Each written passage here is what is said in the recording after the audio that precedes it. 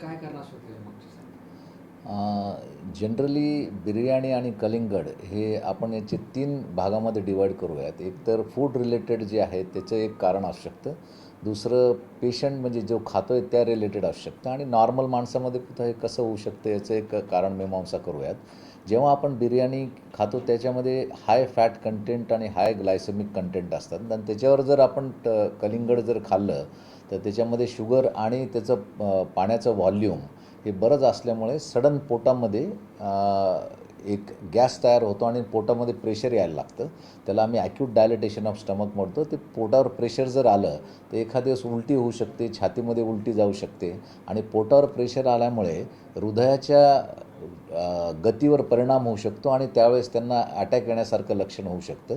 असा हा एक पहिला मुद्दा. दुसरा मुद्दा असा आहे की या दोन्ही खाण्यामध्ये जर काही बिर्याणी आणि करंगड रिलेटेड काही इश्यू असतील, म्हणजे फूड पॉयझनिंग असेल किंवा याच्यावर जास्त वेळ ते कलिंगड उघडं ठेवलेलं असेल, त्याच्यावर काही इन्सेक्टिसाईड मारलेले असतील किंवा प्रिझर्वेशनसाठी किंवा त्याची थोडा वेळ जास्त झाला असेल, जास्त ऊन असेल, तर याच्यामुळे फूड पॉयझनिंगचा जो प्रकार आहे त्याच्यामध्ये सुद्धा वॉमिटिंग, लूज मोशन्स होणे आणि याच्यामुळे मेजर या कॉम्बिनेशनमुळे पोटामध्ये खूप गॅस तयार होतो आणि पोट एकदम फुगून जातं. तर दॅट इज हा दुसरा कारण झाला.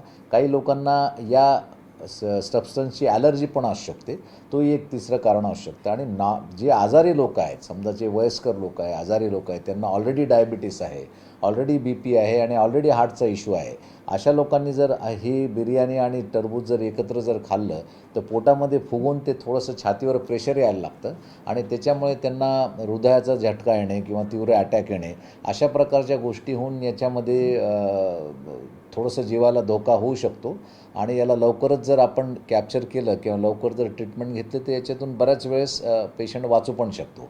तर त्याच्यामुळं याची जी बाकीची कारणं आहेत की फूड पॉयझनिंग म्हणा, नॉर्मल माणसामध्ये का होऊ शकतं आणि ज्या माणसाला ऑलरेडी आजार आहे, तर हे mainly related to indigestion, gas bloating आणि त्याच्यामुळे हार्टचं अफेक्शन म्हणा किंवा लूज मोशन झाल्यामुळे इलेक्ट्रोलाइट डिस्टर्बन्सेस म्हणा, ह्या याच्यामुळे हे कारणं होऊ शकतात आणि हे त्याचे कारणं आहेत आणि याला जर लवकर कॅप्चर केलं तर याच्यामध्ये मृत्यू हा टाळता येऊ शकतो.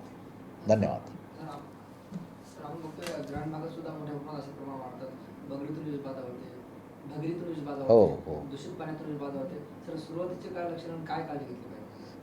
विषबाधेचं जे आहे ते एकतर आपल्याला जेव्हा आपण कुठली गोष्ट खातो ती डबल कन्फर्म घेतली पाहिजे की ही ताजी गोष्ट आहे. शिळी गोष्ट जर खाल्ली तर 100% त्याच्यामध्ये बुरशी लागणे, फंगस लागणे हे तर नक्की होणारच होणार आहे. पण ज्या याच्यामध्ये असे जे अन्नाचे पदार्थ आहेत त्याच्यामध्ये जर पहिलं लक्षण जे आहे की त्यांना उलटी होणे, लूज मोशन्स होणे, नंतर मळमळ होणे, पोट फुगणे आणि ताप येणे हा सुद्धा लक्षण असू शकतं आणि याच्यामध्ये हा प्रभाव इतका जास्त असू शकतो त्याच्यामुळे डिहायड्रेशनमुळे आणि BP सुद्धा कमी होऊन ते आपल्या जीवावर बेतू शकतं. म्हणजे एक 10-15 लूज मोशन झाल्या, 10-15 वॉमिटिंग झालं तर शरीरातलं जवळपास 30-40%, 50% पाण्याचं प्रमाण चालले जातं आणि त्याच्यामुळे आपल्याला बऱ्यापैकी धोका होऊ शकतो. त्याच्यामुळे हे मेन फूड पॉयझनिंगचे लक्षणं आहेत आणि कधीकधी मग त्याचा डायरेक्ट हार्टवर सुद्धा परिणाम होऊ शकतो. तर अशा लक्षणाला जर वाटलं आपल्याला तर ताबडतोब डॉक्टरांचा सल्ला घ्या आणि त्याच्यामध्ये ट्रीटमेंट लवकर जर केली तर मेजॉरिटी ऑफ द टाईम्समध्ये पेशंट वाचू शकतो.